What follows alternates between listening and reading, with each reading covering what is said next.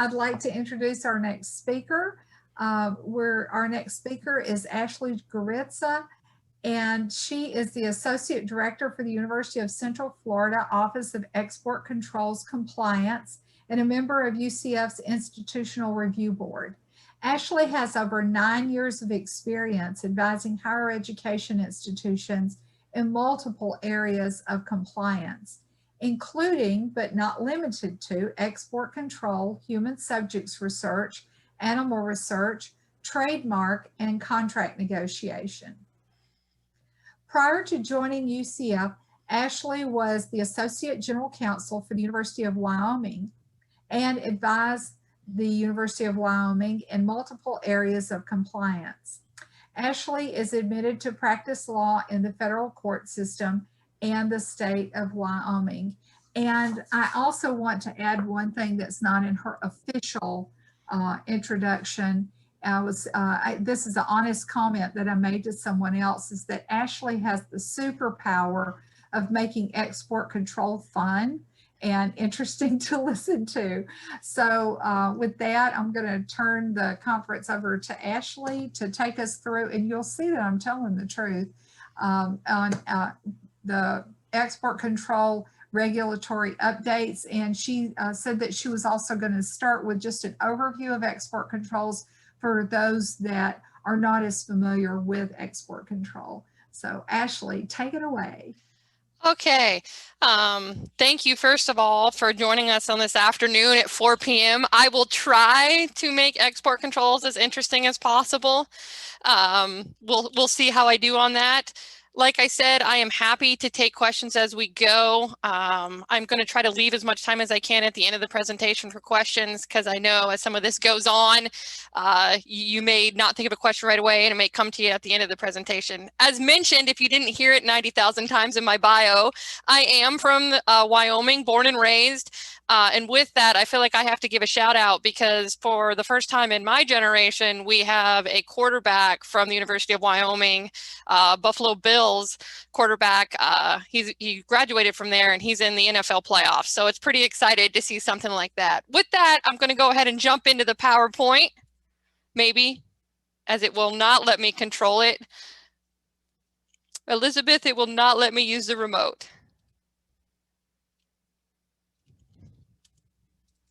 I might have to have her control my slides for me. Give me 1 second. Ashely, I sent you the message a couple of times. I don't know if you're seeing it. I am seeing it. It's not letting me. It's not letting you in. It says I can control the screen, but it will not let me actually do it. There you go. Oh, there. All right. Excellent. Woohoo. All right. So there's my contact information. If you don't want to ask questions as we go through this, feel free to reach out to me directly. Happy to answer emails, happy to jump on a phone call, happy to jump on a Skype, Zoom call, anything that I can do to accommodate. Now it won't let me go again. Okay, how about I just... Sounds good. Okay. Sounds good. Great. Now you guys get to listen to me say next slide every time, but that's all right. All right, next slide.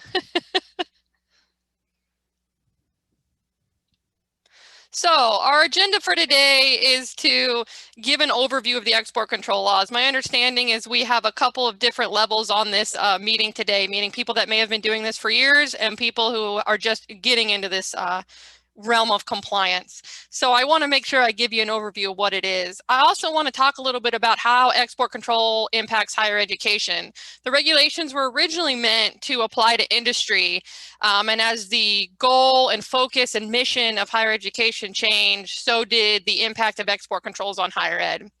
For the folks that may be a little more seasoned in the export control world, I'm saving a good chunk of my presentation today to give an update on the changes to the export control regulations or foreign engagement in general. It has been a fun year, as I would say, a fun year. Some people may call me crazy in relation to export control, because there have been a ton of changes in a lot of different directions. And I think with a new administration coming in, we will continue to see a lot of updates to these regulations. So next slide. Okay, so no, I'm not giving you this nice beach picture for you to zone out on as I discuss export control. But what I want you to do is, I know export control can be a very dry subject, and you may not remember everything that you see in this presentation, especially if you're new to this area of compliance. So on some of the slides, I've put this wonderful palm tree picture to kind of highlight for you that this is key, meaning when I see this slide, or when you pull up my slides after this presentation, you have something to refer to, and to identify what those key slides are, you will have a palm tree on those slides. So, all right, next question. All right, let's go ahead and jump into the overview of the export control laws. Next slide. So from a big picture perspective, the export control regulations are meant to govern the export of commodities and information for reasons of national security or protection of trade. That's a fancy way of saying that items that are created in the US may be export controlled, meaning they may not be able to go outside the US without certain governmental authorizations, or you may not be able to release certain technical information to a foreign national, even if they're in the US, because it's controlled under these regulations. Next slide. There are a number of governmental agencies that are responsible for the implementation of export control. I'm highlighting the key ones here. International traffic in arms is a big one. That's going to control your military technology. The Export Administration Regulations, which you may also hear referred to as the EAR, controls your dual use technologies. So the computer that I'm presenting on today is controlled under the EAR. The mouse that is being used is controlled under the EAR. Basically, any item that is made in the US, is, that's not a defense article, is going to be controlled under the EAR. In addition to those two main regulations, you have regulations under the Department of Energy and the Nuclear Regulatory Commission. We don't interact with those regulations a whole lot from an export control perspective over at UCF, but we do dabble in the nuclear regulatory area a little bit. Stuff that can be controlled under the NRC is going to be certain types of graphite, items for nuclear reactors, which you may think, well, when the heck is that ever going to come up? 3D printing is extremely popular right now, and one of the things that's being investigated is how to 3D print certain components for nuclear reactors. So it may not be as far stretched as you think. In addition to your commerce, your state, and your NRC and energy regulations, you also have the Office of Foreign Asset Control regulations. Those are going to be your regulations that control embargoes to certain countries. So Iran, Sudan, Syria. We'll talk a little bit about Cuba later today. You really see this a lot when you're interacting with those types of countries. And from our perspective this year with COVID, OFAC definitely had a major implication on our ability to offer certain online courses in countries, specifically for us, Iran. Next slide. So I touched a little bit on the two main regulations you're going to see most often are going to be the EAR and the ITAR. And your EAR is going to control your commercial items. ITAR is going to control your military technology defense articles or your defense service, which we'll talk a little bit about. The regulations exist for a couple of reasons. One of the reasons the regulations exist is to protect intellectual property. If you watch the news, you see a lot about China going on right now. Unfortunately, China does not have a lot of respect for IP, even when they may sign certain agreements. So, these regulations exist to try to help mitigate some of those risks and loss of IP for not just industry, but also for some of the great things our faculty and students develop. Another reason for these regulations is protection for national security. You don't want certain technology to fall into the wrong individual's hands. And you can think about that when you think about ITAR technology, whether that be military drones or missiles. These regulations really exist to try to protect that. The other reasons why these may exist is to prevent narcotics trafficking or to further foreign policy interests. As you see below, the reasons for control could be a number of different things. It could be you have something that could, be used as a weapon. It could be you have something that has great encryption capability. The list is kind of endless. To put it bluntly, these regulations are extremely broad. Next slide. Under these regulations, when you're dealing with the EAR and the ITAR, the thing to remember is it's not like you just go and you say, I'm going to look to see if the widget made by Ashely Guritza LLC is listed on the technology list. If that's the way this worked, everybody would do this job. No, the lists are basically broken down into two categories. You have the USML, so you have the United States Munitions List. That's going to be your military technology. Then you have your Commerce Control List, and that's your CCL. On these lists, you have categories of technology. And then under each category, you have different types of technology, whether it's an end item, whether it's material for an item, whether it's a component for an item. And then underneath that, you have the specifications of what the item has to meet. So in addition to these regulations being extremely broad, the lists are extremely technical. So if we're not having fun already and I don't have you nervous, I promise there's light at the end of the tunnel as we go through this. Next slide. This is an example, if you're not familiar with the Commerce Control List under the ear, about what you'd be looking at. You're going to get a code. So it'll say something like 9A004. That 9 that's on that slide is showing you the category of information of what's controlled. The letter is telling you what the group is, meaning is it a material, is it an in-use item, is it software, or is it technology? The last thing in that slide is a number, the 004. This is important because depending on how you classify your item for export is going to depend on how you guide your faculty and staff on what they can and cannot do and who can access technology. You don't want to over-classify technology, because if you do that, as we'll talk about, you're going to over-restrict projects and you're going to put controls on stuff that doesn't need to be controlled. But you also don't want to under-restrict projects, because then you're going to be releasing technology potentially that you shouldn't be releasing. A key thing I always tell people when they're starting to use these lists and trying to identify technology is try to remember that the ear, unlike the ITAR, is broken down into 3 flavors. Anytime you see that 004, that's going to mean it's highly classified. It's going to be export, and I don't mean classified as in clearance required. I mean highly controlled to almost every country, if not every country.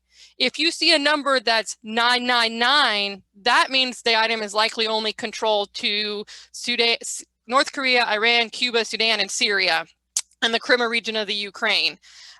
So the middle range is if you see a number that's not the 004 or the 999, but it's something like 200, that means it could be anywhere in between. Highly technical. I'm not going to spend too much time on the technical aspects of this, but I like to use this as an example to give someone a flavor on what they're really looking at when they go look at the Commerce Control List to try to classify an item for export. Next slide. So from a big picture perspective, I've been using the term export, but I haven't defined it for you. And I did that on purpose. One, unfortunately, there's not one single definition of export. The definition is multifaceted and varies by regulation. So what I always tell people that operate in this world is do one thing, go back and read the regulation. If your question's not answered in the regulation, then go look for a policy document. If there's no guidance document from the federal government, that's where you start to make policy decisions and do a risk analysis. In general, export can be broken down into 3 things. First is your physical export, right? You have some technology that you may or may not be able to ship outside the US. Shipping that technology or carrying that technology outside the US is a physical export. That's usually pretty easy for people to conceptualize. The one we run into most often in higher ed is going to be your deemed export. This is where disclosing technical information or source code to a non-US person in the US or abroad. So there's certain technical information that may require a license before you release it to a foreign national. Doesn't matter if you release that information here in the US, doesn't matter if the individual's in Canada and you release that information. A license may be required to release it. In addition, you have what's called a defense service, where you're basically training somebody on how to do something related to a military application. Again, doesn't matter where you provide this training, doesn't matter if it's in the US or abroad, it may also be controlled under the ITAR. Another thing I like to remind people is foreign person is specifically defined. It's anyone who is not a US citizen or permanent resident. So for purpose of the export control regulations, if you're a permanent resident, you qualify as a US person, and we would not need to get a license for you to access certain types of technology. Next slide. The other thing I like to remind people is to have an export, you have to have a release, unless it's an actual physical shipment of the technology. So release can happen in a lot of different ways. You can allow someone to visually inspect an item that's subject to the export control regulations. You can release information through verbal conversations, through your Zoom meetings, through the sharing of PowerPoints.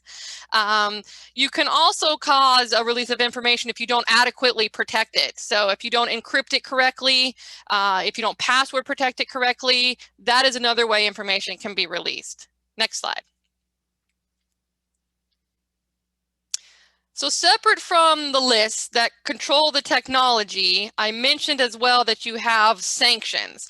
These sanctions are the ones that are administered by OFAC, and they basically, sanction one of three things. It's either an individual, so a denied party. We'll talk a little bit about China here in a little bit, but we've had a number of entities added to the denied parties list, and they're basically sanctions on those individuals, and you can't do business with those entities.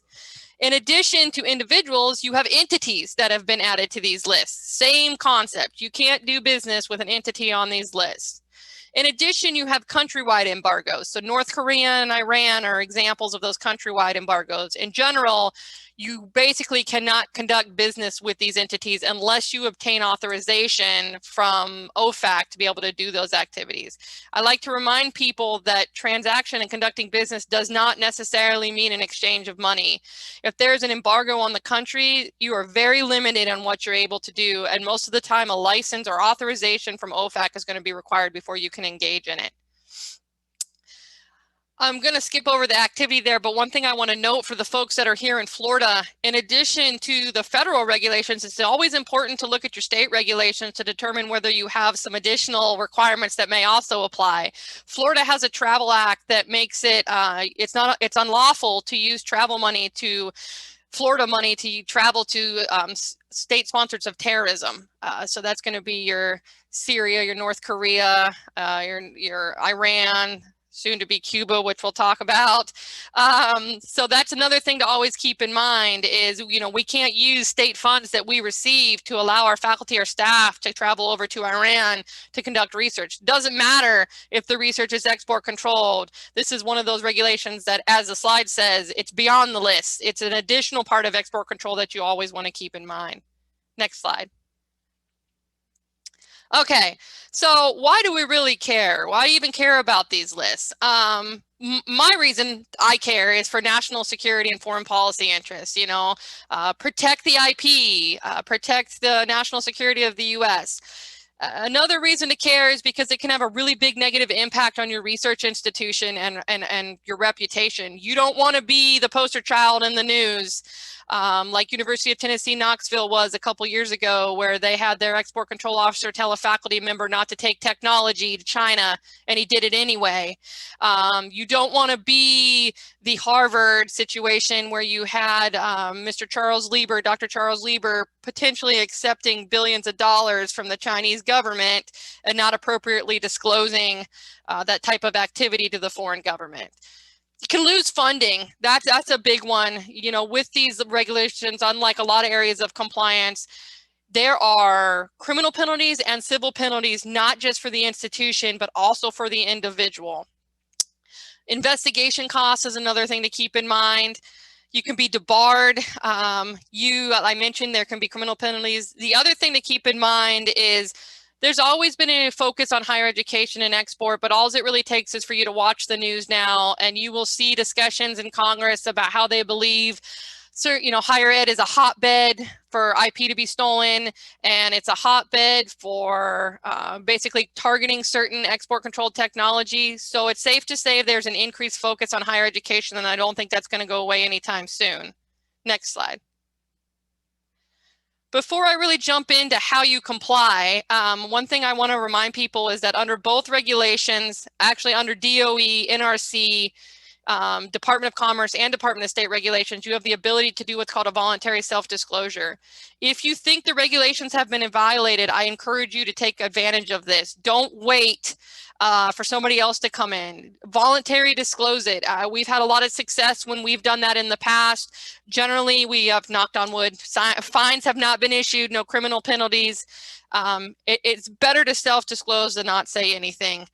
So something to keep in mind. The federal government does understand that there are honest errors that take place, and you definitely want to get ahead of those rather than try to save face and not disclose. Next slide.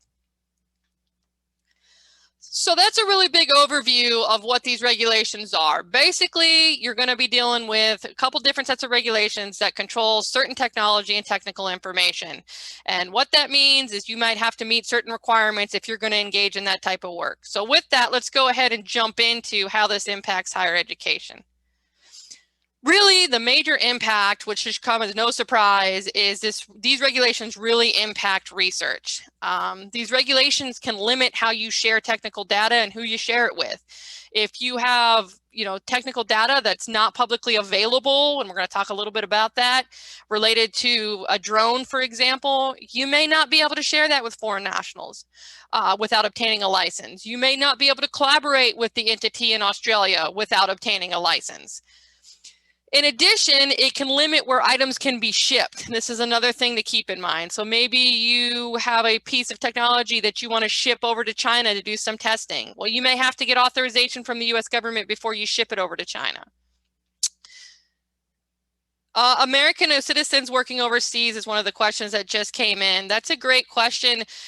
Again, when we talk through this, it's going to depend, right? That's the answer nobody ever wants to hear in compliance, but that's the answer. It depends. If you had an American citizen that was working over in, I'm going to choose a benign country or somewhat benign country, South Korea, and you were exporting technology, doesn't matter if it's a US citizen. You have to do an analysis on what the export classification is of that technology, because in that case, that's a physical export. You're actually exporting it outside the US. Keeping in mind, remember that there's three different definitions of export. You have the physical export, you have the deemed export, and then you have the defense service. That actual sharing of information or shipping of that technology to your American citizen in South Korea, you would have to do a determination on whether the actual technology required a license to export it to South Korea. Here's another question, one second. It doesn't necessarily mean anything that crosses the border. So the question is, so anything that crosses the border, no matter the person on the receiving end, not necessarily. We'll get into sort of the export analysis you would have to do.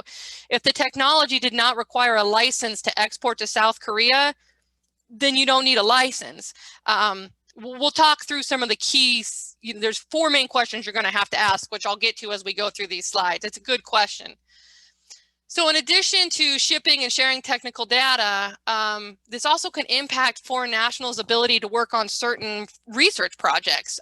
We at UCF obtain a number of licenses from the U.S. Department of Commerce and the U.S. Department of State each year to allow foreign nationals to participate on these export control projects. This can also implicate your ability to participate in talent programs or international collaborations. This can also have impacts on how you dispose of research property. You can't just throw certain technology in the trash. That's not sufficient under the regulations. This also can impact your ability to travel internationally and what technology you take with you. Next slide. The biggest one I'm seeing right now due to COVID is these regulations also impact the ability to offer certain courses in certain countries. It also has impacted the ability to allow graduate students to participate and work remotely. And we'll talk about some of that later on our updates. Next slide. So these are the questions you want to ask in determining whether you need a slide. First, you need to determine who is it going to. Export restrictions can depend on whether the end user is a restricted party or entity or a foreign national. So who are you sending it to? What are you sending? There's lots of technology that's super benign that you can send to almost every country except for North Korea, Iran, and those key ones I mentioned earlier. Where is it going? There's a difference between physically exporting something outside the US and then also, sharing information with a foreign national in the US. Does it impact foreign undergraduate students' involvement in faculty research at all? Absolutely. The law makes no difference between whether you're being paid on a research project or not. It is whether they're accessing the technology and working on the technology.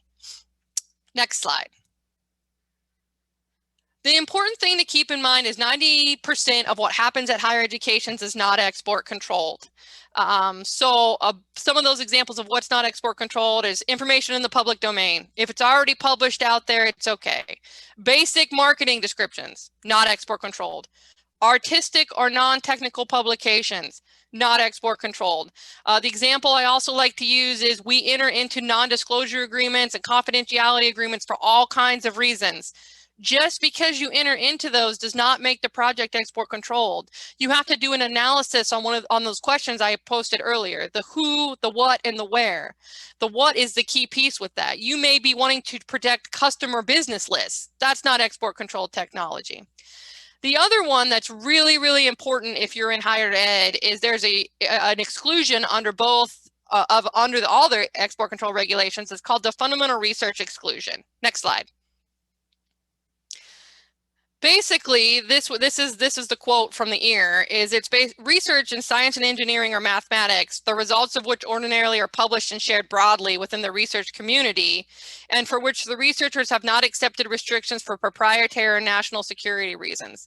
This is a fancy way of saying that if your contract does not restrict your ability to publish, and you intend to publish the research results, and you're at an accredited institution in the US of higher education, you do not fall underneath the export control regulations for your research results.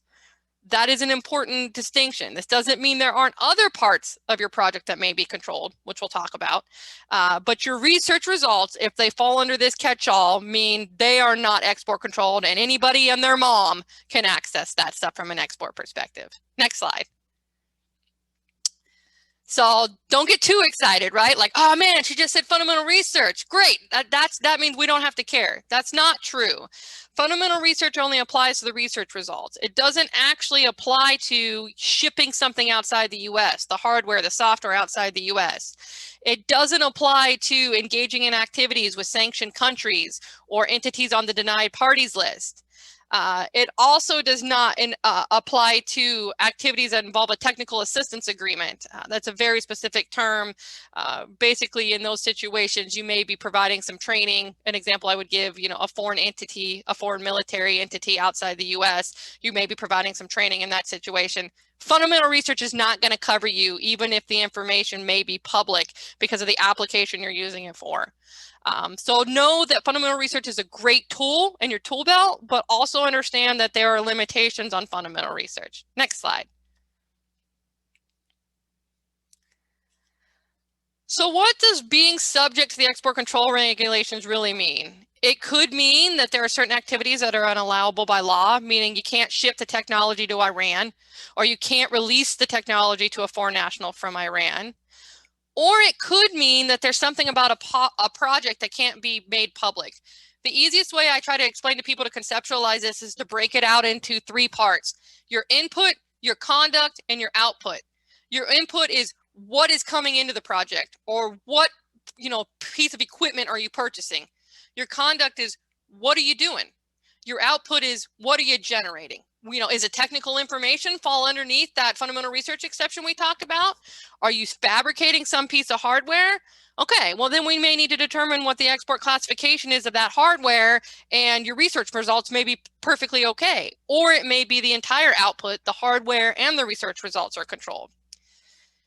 The other thing is, if you have something that's not public, meaning it's subject to some type of restriction in the contract, you got to look at the list to see if it's even on the list. Is it on the Commons Control list? Is it on the United States Munitions list? Is it under the DOE? Like I said, there's reasons that stuff can be controlled, but it may not be export controlled. At the end of this day, this just may mean that there's certain technology that's off limits to foreign nationals unless you obtain authorization from the US government. Next slide. So I'm not going to spend too much time on these slides because I'm running out of time and I want to make sure I give people enough time to ask questions. But I would encourage you to look at this slide because what I've tried to do is give you examples of inputs you may need to care about. While a lot of this is focused on research, because this is a research conference, the thing I want to stress is export control is much broader than research projects. It can have impacts on your shipment units. It can have impacts on your procurement units. That's an important thing to keep in mind. Here's some examples, though, of inputs, stuff that you may be receiving that may be export controlled. It could be anything from information to a piece of technology from your sponsor. Next slide. Similar to that slide, here's examples of the conduct you could be doing. Certain technology, you can have a release of technical information just by using the technology. Other technology, use of the technology is not an export. That's why it's so important to appropriately categorize your technology under the U.S. export regulations. The other thing to keep in mind is that the contractual conditions for research projects are really what's going to guide you on whether your work is export controlled. So are there pre-publication approval requirements? Are there distribution statements that say you can't distribute the stuff to anybody outside of government contractors or the government? Does it say you have to have your research results approved by the US government before you can publish? Does it say foreign nationals are prohibited? These are all things that can trigger you going, all right, this is a restriction that takes me outside the fundamental research exception.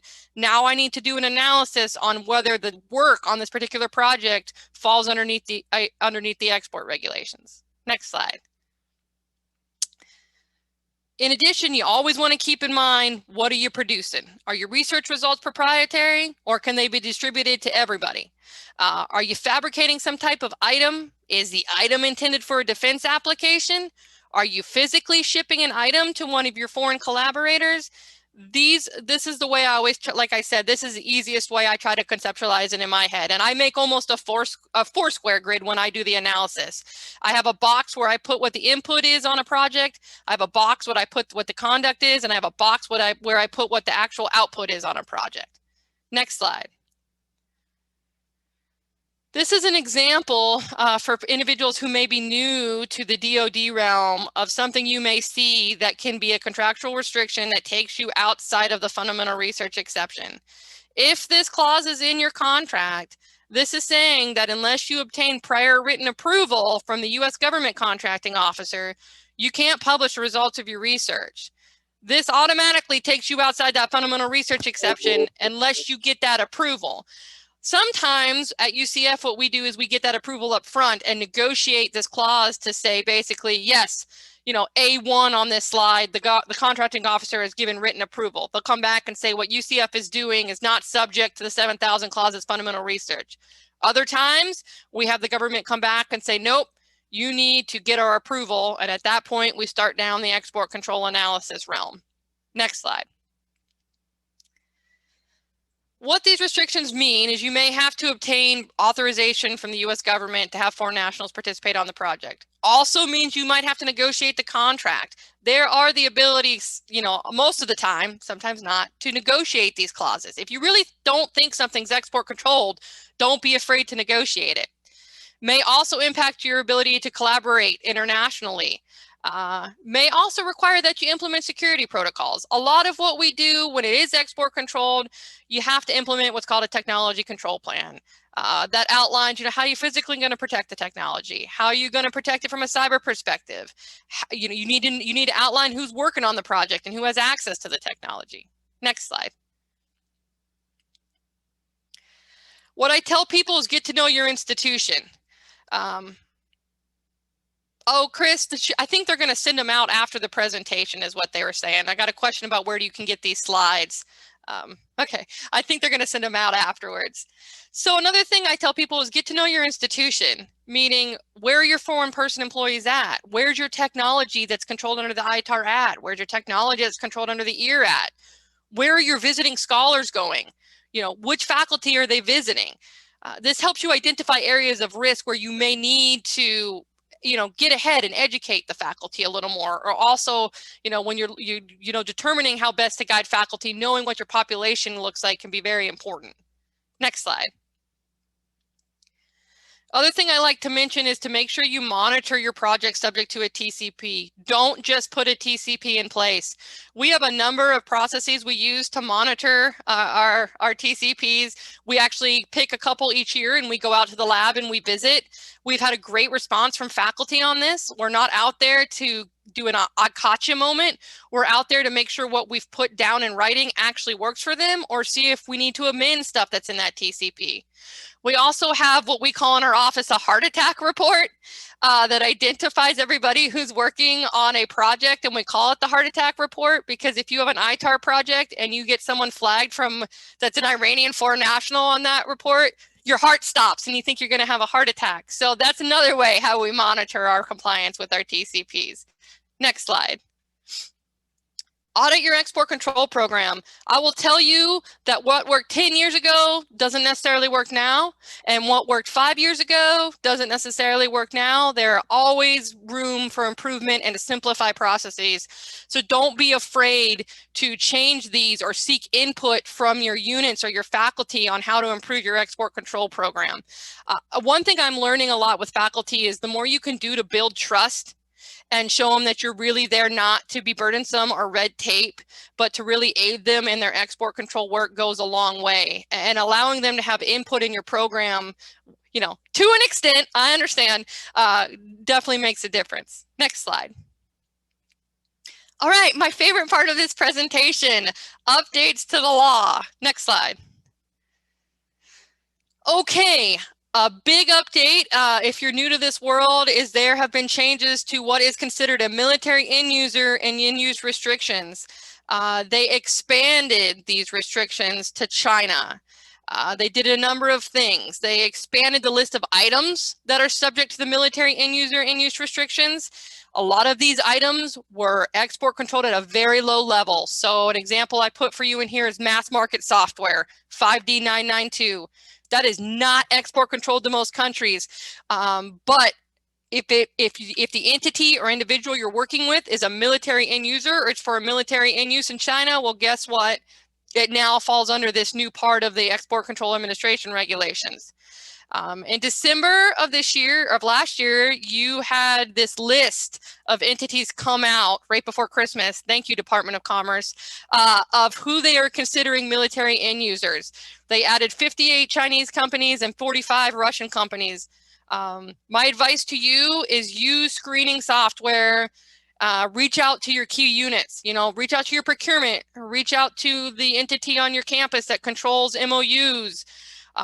Look at, your foreign collaborators to determine whether any of these entities you're engaging in business with, because if so, the government has come out and said this is a military end user. You need a license to be able to do it under the ear. So this is a big change compared to how we have seen things handled under the ear in the past. Russia was already considered, they were already fell under this military end use restriction. China was the country that added that really had a significant impact. Next slide.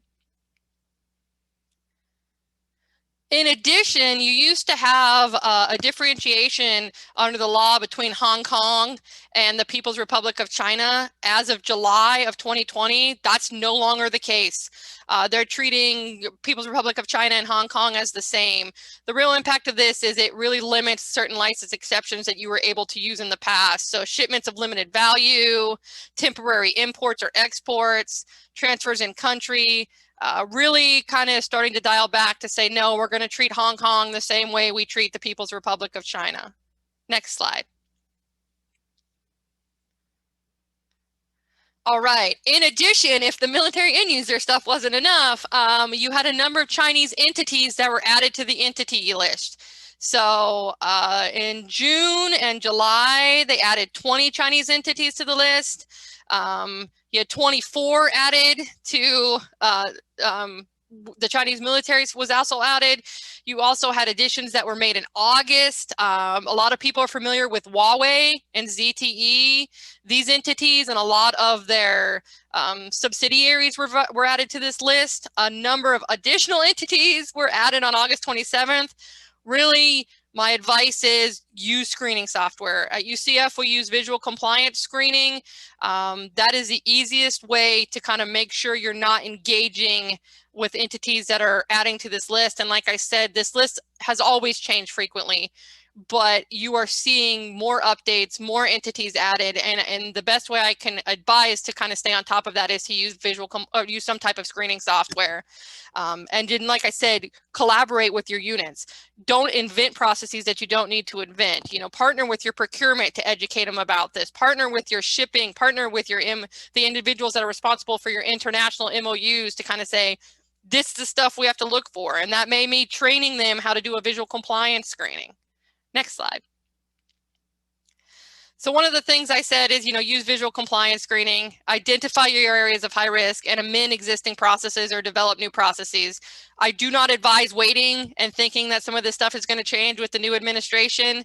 A lot of entities have been using visual compliance or screening software. I got to stop saying visual compliance, screening software for a long time, and I don't think that's going to change. In addition, BIS has published a frequently asked questions document related to that military end use stuff I mentioned. It's a good read. Go look at it. It is extremely helpful, at least it was for me, in understanding military end use and military end user.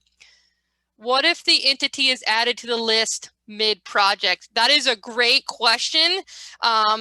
You have to address it, meaning it has now become a denied entity, so you would have to take steps to phase out doing business with that entity. If I had that situation, I would be calling, it depends. So if it got added to the BIS list, because there's a number of denied entity lists, let's say it got added to BIS lists, I would be contacting BIS and saying, look, here's where I'm at, you know, I'm going to phase them out. Is that sufficient? If not, they're usually, you know, I will say Department of Commerce, Department of State, and Department of Energy and NRC are always very responsive anytime I've reached out with questions. That's a great question. So one of the questions I got are you able to pull a complete list of these companies from visual compliance? Do you know if such a list can be pulled from SAM.gov? I don't believe a list can be pulled from SAM.gov, but the awesome thing about these screening software, including visual compliance, is that they compile these lists for you. So you don't have to be out there looking for all those different lists, which is one of the reasons I recommend using a screening software. Next slide.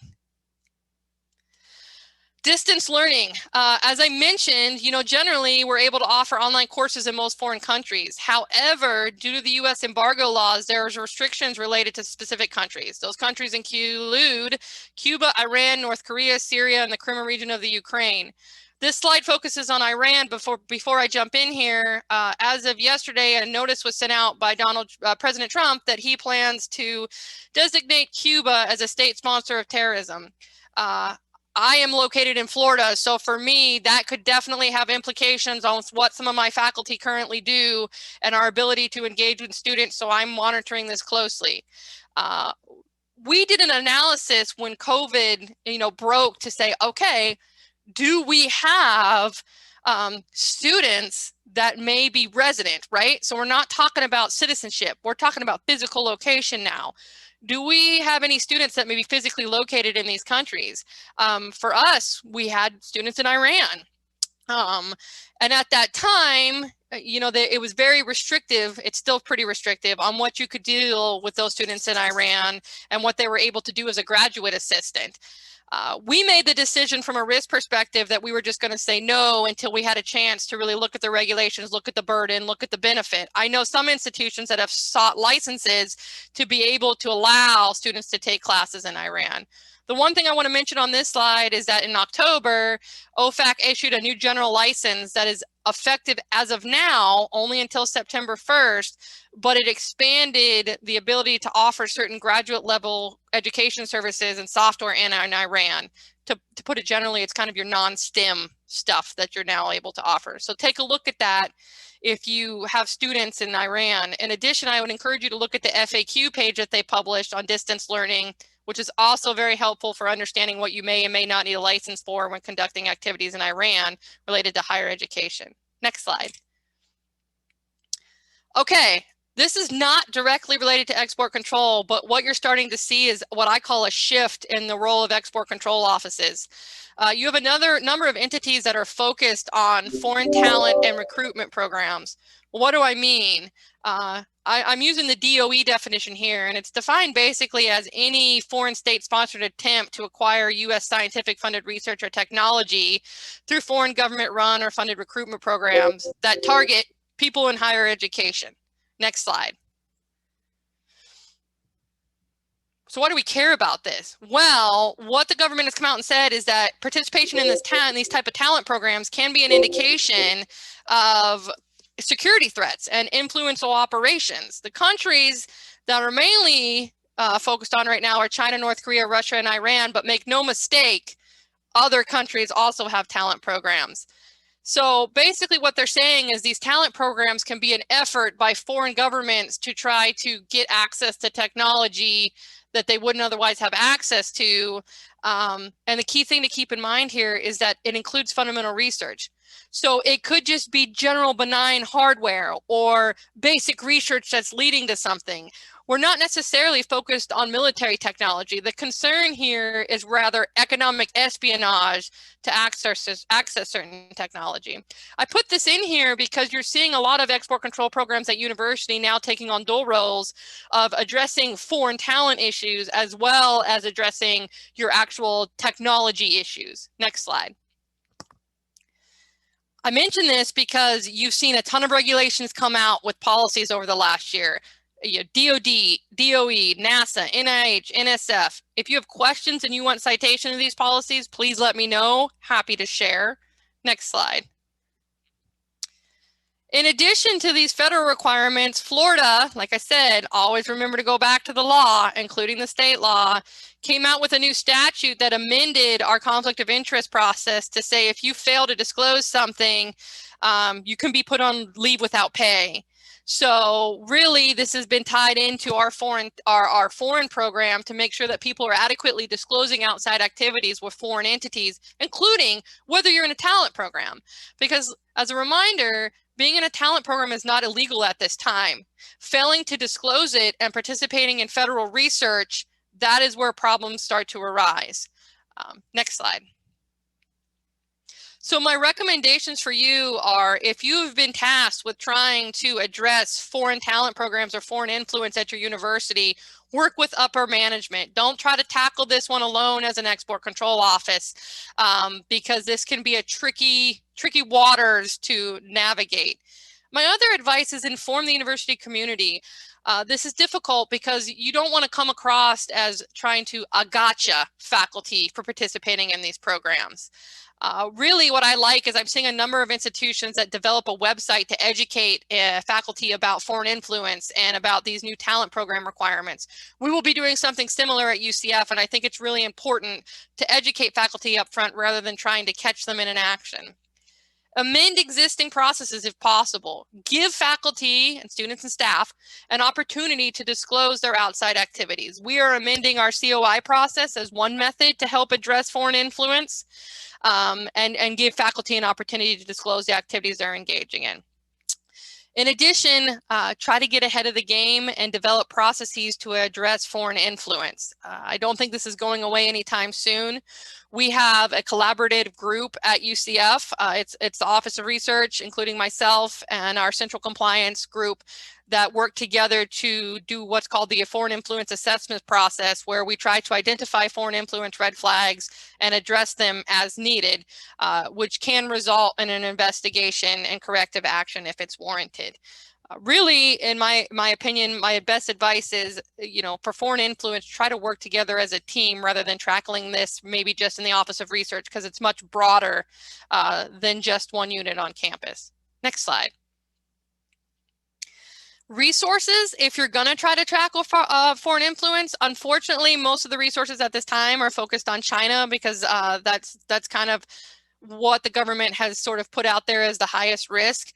I use the Australian Strategic Policy Institute. This was a tracker that was developed with funds from the US Department of State that sort of ranks Chinese entities based on their level of risk and tells you what the risks are related to these entities. Extremely helpful.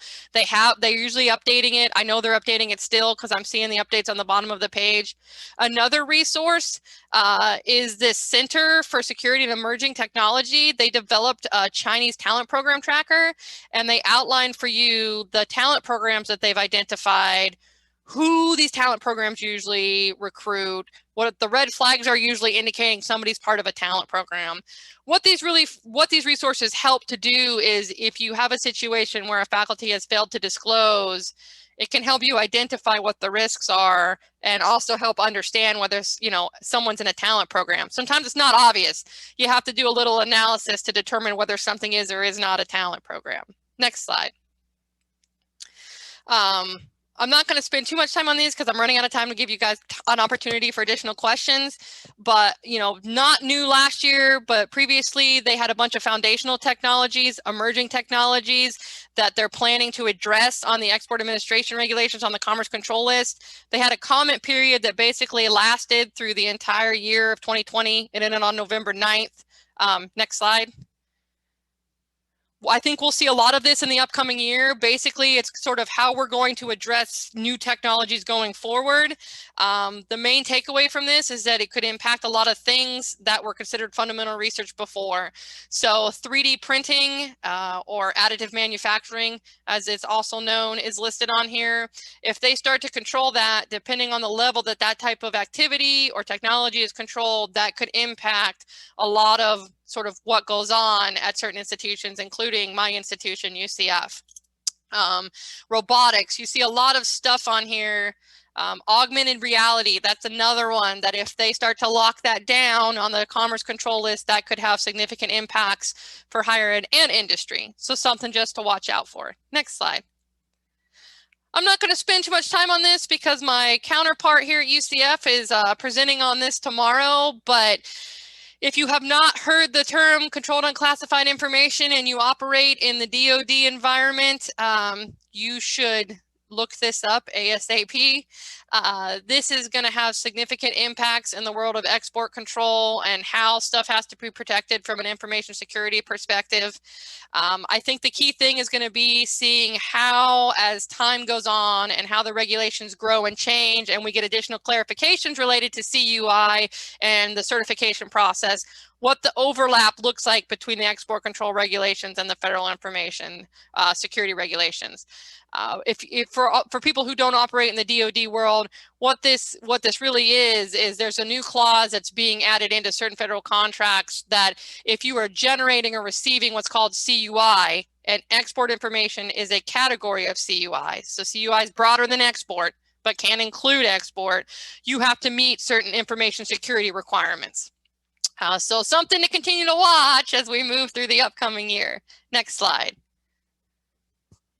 Okay, so with all that, my hope is you learn something from this presentation today, and I'm happy to take any additional questions.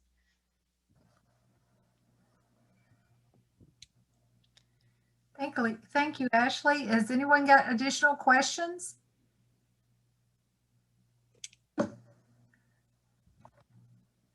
So you did a great job of fielding the questions during the course, and I want to thank everyone that asked questions because those were excellent questions. Let's see, are we seeing anything else?